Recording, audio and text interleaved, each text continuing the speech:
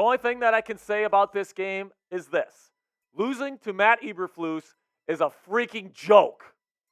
40-20 on your home turf against the team that many people considered coming into the week as the worst team in football. I mean, what is there to say? I'm going to try to put some words together here on this post-game edition of the Commanders Report, this post-game reaction show. There's the score. The Bears, 0-4 coming into the week. Matt Eberflus's job was on the line. They doubled your butts in this game. 40-20 at FedEx Field. Justin Fields, I mean, he was okay. He wasn't anything special tonight. Had a couple really poorly thrown footballs. Ended up with 4 touchdowns tonight. That's unacceptable. A lot of those are on long runs after the catch by his receivers, namely DJ Moore, who had 3 touchdowns in this game, absolutely destroyed the Commanders' defense with 8 catches, 230 yards, and 3 touchdowns. 49 fantasy points for all those fantasy players out there. If you had DJ Moore, you're probably winning your game this week. Then you go over to the Commanders' side of the football. Sam Howell, 31-51. I didn't think Sam was atrocious tonight by any stretch of the imagination, but he only took 9 pass attempts in the first half. This team just couldn't get first downs in the first half, plain and simply.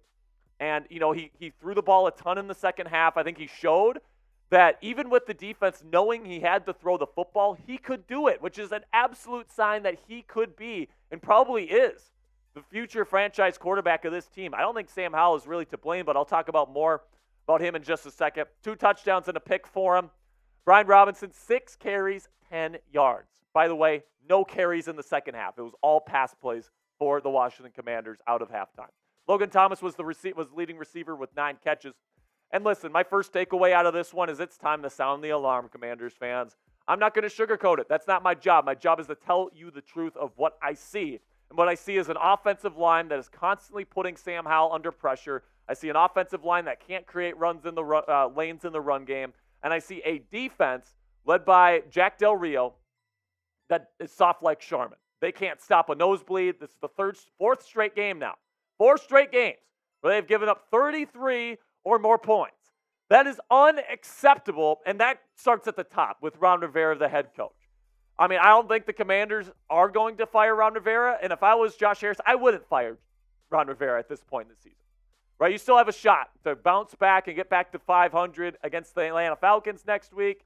Still got a lot of season left to go, but listen, man, it's time to sound the alarm. If there's a couple more weeks, 3-4 more weeks of poor football like this, and you're still giving up over 30 points a game, I mean, it's going to be tough for Ron Rivera. All right, so let me know what you guys think about Ron Rivera down there in the comments section. Scale Ron Rivera's hot seat after week 5. Put it on a scale of 1 to not hot at all to 10 being he's getting fired tomorrow. Okay, so let me know down there in the comments section. This will be the pinned comment on today's show. So when YouTube throws you an ad break here in just a couple of seconds, take advantage of that time by answering today's pinned question. Second takeaway, Jekyll and Howell is what I like to describe Sam Howell at this point. Now, it definitely doesn't help that the offensive line is the way it is. But listen, I think that Sam Howell has actually looked pretty decent through the first 5 weeks. The only issue that I have with him, and listen, I'm going to say this again, the offensive line has a part to play in this. There are certain spurts, like the first half in this football game, where Sam Howell doesn't look like a good quarterback, throws interceptions, makes bad decisions, makes inaccurate passes. He missed multiple touchdown passes today on inaccurate passes. But then he'll also show some really good stuff. Like, he had a lot of good film in this game, man. He's moving up in the pocket, stepping up, throwing over the middle of the field with decisiveness and accuracy and zip on the football. There's a lot of stuff that I like in Sam Howell's film right now, and he's still a young quarterback. But, man, right now he has to find that consistency, especially if he's going to keep up with all the points that this defense is giving up. So I'm very excited about Sam Howell's future. He's one of the bright spots on this Commanders team, but he has been a bit Jekyll and Howell to this point in the season. Now, if you want more Commanders coverage throughout the 2023 season, we got live watch parties for just about every single game, along with this coverage here on YouTube for free. So if you want some more Commanders coverage all year round, especially leading up to the trade deadline, because the Commanders might be selling here, make sure you click that subscribe button right now. All right, so now Sly slips in the big moment. Big takeaway here, of course. The Commanders actually made a game of it in the fourth quarter. And, Joey Sly goes out there, 45-yard field goal. It's a very makeable field goal.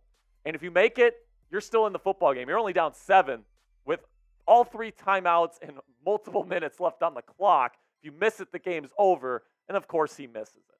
Of course he misses it. I mean, Joey Sly, I like Joey. I think he's a decent kicker. But that was a big one to miss, my friend, especially in this game, in a game where you could not lose when you had all the momentum going your way, and all you have to do is make a damn field goal to keep you in the ball game. You got to make that. I'm sorry. You just do. He didn't, and it led to the 20-point loss here for the Commanders and the slip in the fourth quarter. Now, before I get to my final 2 takeaways here, go to chatsports.com/bet.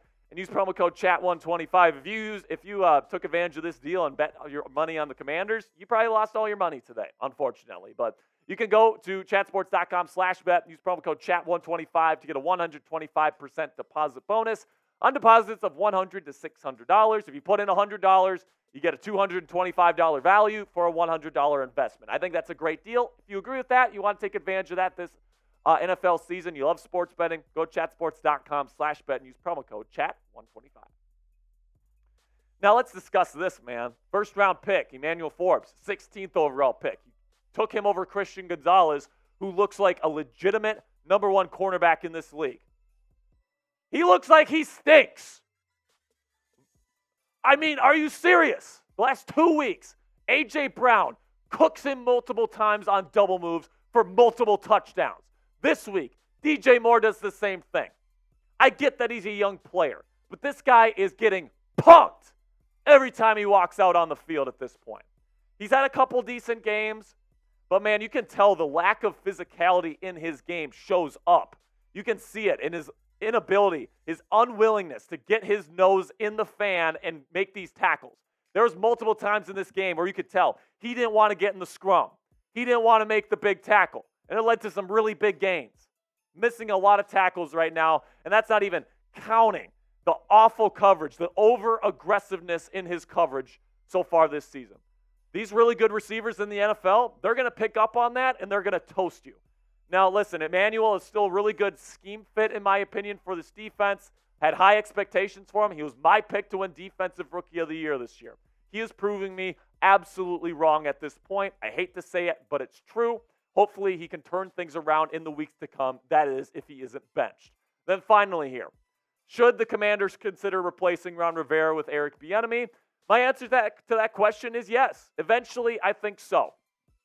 If this season gets out of hand and you're losing 6, 7 games, and you only have 2, 3 wins, and the playoffs are out of the picture, see what you got in EB.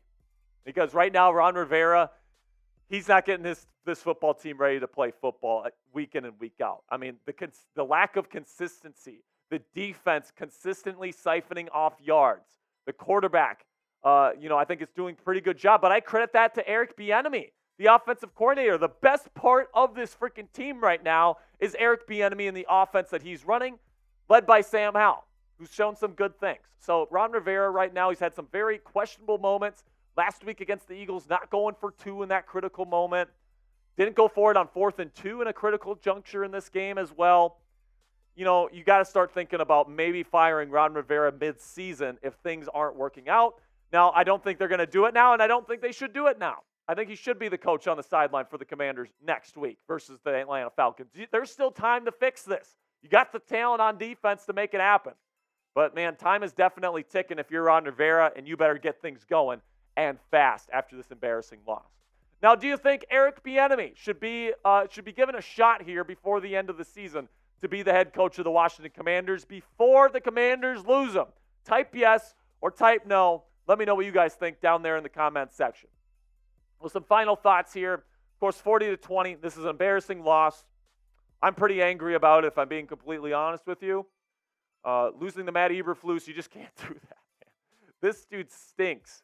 And, he almost let you back in this football game. Joey Sly let you down today. Emmanuel Forbes let you down today. The entire Commanders defense let you down today as a whole.